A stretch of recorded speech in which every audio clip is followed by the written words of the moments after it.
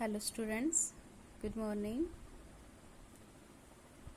Before holidays we have done about this chapter, started this chapter 6, electromagnetic induction. I hope you have done up to 5th unit completed. Now we will do next unit, electromagnetic induction. Some topic we have started already of 6th unit. Then we will revise first of these topic up to which topic we have done. First, electromagnetic induction. I told you what are the electromagnetic induction. Electromagnetic induction is the phenomena of the inducing current. How we can induce current? By using the magnet, by changing the magnetic field. This phenomena is known as the electromagnetic induction. As we will change the magnetic field, magnetic flux we will change, then their current will induced inside the conductor. That is the inducing current method is known as the electromagnetic induction. In this chapter we will read about how we can induce their different law of the electromagnetic law induction, and what are the direction of the induced current, how we can find direction, and what will be force will exerted. That these we will do in this chapter. First topic we have done, that magnetic flux. What are the magnetic flux? Magnetic flux is the total number of the magnetic field lines is known as the magnetic flux. Then magnetic flux we will denote with the phi, and phi we can write there BA cos theta. Then flux may be positive, negative, that is the depend upon the direction of B and the normal component of the conductor. SI unit of the flux is Weber and CGS unit is the Maxwell. Their relation between them is 1 Weber equal to 10 raised to power 8 Maxwell. Now next our that 1 Weber is a flux that produced when a uniform magnetic field 1 Tesla act normally over a area of this. Electromagnetic induction, that is whenever the magnetic flux linked with the circuit change, when we will change the magnetic flux in a circuit, then that is the EMF, induced current will be create, and this one is known as the electromagnetic induction phenomena. Then next we have done Faraday's experiment. Faraday's experiment, that is the Faraday is the name of the scientist who first explained about the induced EMF, induced current. About this phenomena first time explained by the Faraday. How this one explained? There is a different experiment given by the Faraday. He told about that when we will change magnetic flux, and we can change magnetic flux in a different way. There is a different way how, by moving the coil, by moving the magnet, by changing the current with the help of the battery connection. Then by different method, if we are changing magnetic flux, then induced EMF will induced, current will induced, and that current will induced during this method is known as the induced current. Not only current is different and induced current is different. Current that we are providing to our circuit, and induced current, that is the current which are creating due to the changing magnetic field. Now first our method, induced EMF with a stationary coil and by moving magnet. There we are taking a coil, and here is a galvanometer. Galvanometer, it is the device which is used to show the deflection. That if there will be current, then their needle will be deflect here and there. If there will be not current, then it will be not deflect. So near it we are keeping the magnet. As we will move this magnet here and there, then what happened? Their magnetic field will change. As magnetic field will change, then there is current will induced inside this coil. Because their induced current will induce, then this galvanometer will show the deflection.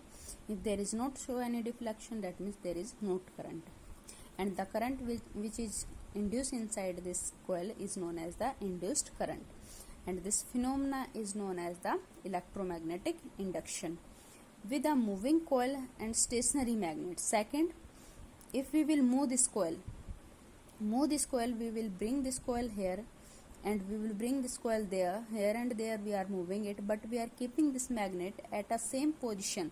Then also we can provide the magnetic then there is a, by changing the magnetic field, then there is a current will induce inside the circuit. Clear now? And by this one, if we are next to our method, then if we are taking their induced EMF by varying a current in a neighbor coil. If we have taken two coil, there is a one coil, first coil, there second is the this one coil, and this coil we are connecting with the galvanometer, this coil we are connecting with the battery, and there we have taken key. Now as the key will close, then the current will start flowing in the circuit. As initially, then current will increasing. As current will increase, then magnetic field will create surrounding it. Yes, you have done about it, this experiment, Oersted experiment. Then if we are taking any current carrying wire, then surrounding their magnetic field will act. Then as we are changing their current is increasing, then magnetic field will also start increasing. That means magnetic field is changing. As magnetic field change, then we will observe there is a start deflection in the galvanometer. Now current is continuously flowing in the circuit, then current will be after some time will be constant. As current will constant, then magnetic field surrounding it will be constant. Then we will observe there is a no deflection. After some time, as we will open this key, then we will observe there again magnetic field will decrease as current will decrease, because opening this key, then that means circuit is opened. As circuit is opened, then current will stop. As current will stop, then magnetic field will decrease. As magnetic field will decrease, then that means magnetic field is changing. Again due to change, then we will see there is a again deflection in the galvanometer. From this observation also we can say there is a electromagnetic induction phenomena. Now next topic we have done that about the Faraday law of the electromagnetic induction. There is a two law is given by the Faraday. In first law told about there is a magnet due to magnetic field flux changing, then EMF induced in a coil. Whenever the magnetic flux linked with the circuit change, EMF is induced in the coil, and it is long as the change in magnetic flux is continued. Second law, that is the EMF induced in a circuit of a coil is always directly proportional to the change of the magnetic flux. By the first law, Faraday told about there due to the change of the magnetic field, magnetic flux, then the current will induced. As we are taking their continuously change, then continuously current will inducing. In second law, there is a amount of the EMF, that what will be amount of EMF induced to the change in flux, that is the formula is given by the second law, that EMF induced EMF during this method, during this process, that is directly proportional to the rate of change of the magnetic flux. As magnetic flux will increase, then EMF will increase. As magnetic flux will decrease, then EMF will decrease. That is directly proportional to the rate of change of flux. Clear now? Then after this one we have done E is directly proportional to the d phi by dt, as we will take constant to remove this proportional sign. Then this constant we will keep the value 1, then E equal to d phi by dt.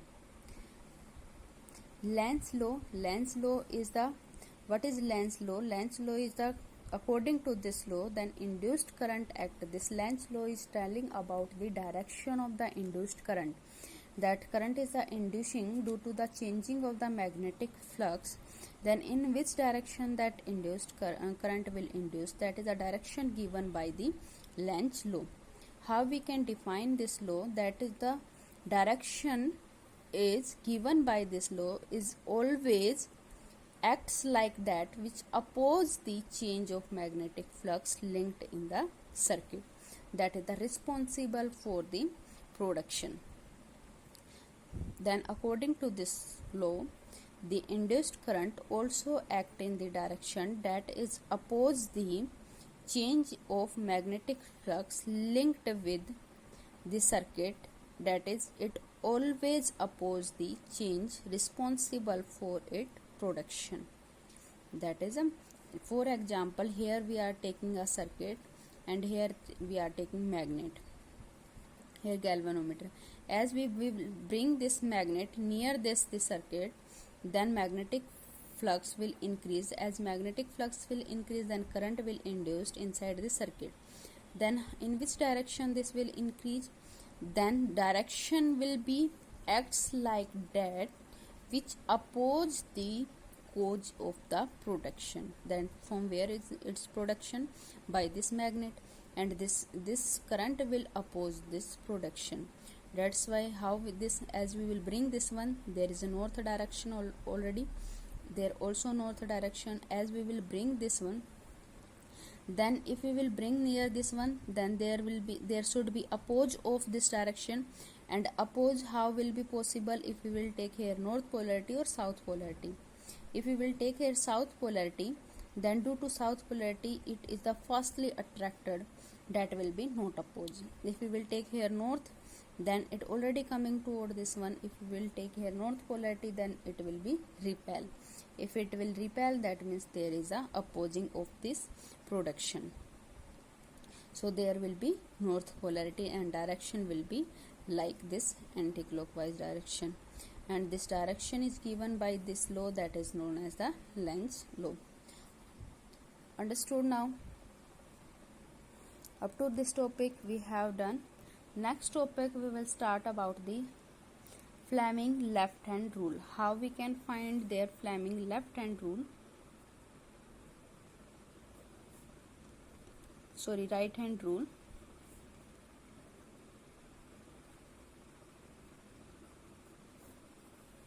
Fleming right hand rule. This rule we will do tomorrow. Up to this topic you have to revise your chapter, then we will start our next new topic. Try to do solve related to the Lenz law direction. Then there is a different cases. If we will take like this, for example, if we are taking their wire, their current is increasing in this direction, what will be direction of the induced current in this loop? Like this one, this type of the case you have to do from your book. Next topic we will discuss tomorrow. Okay.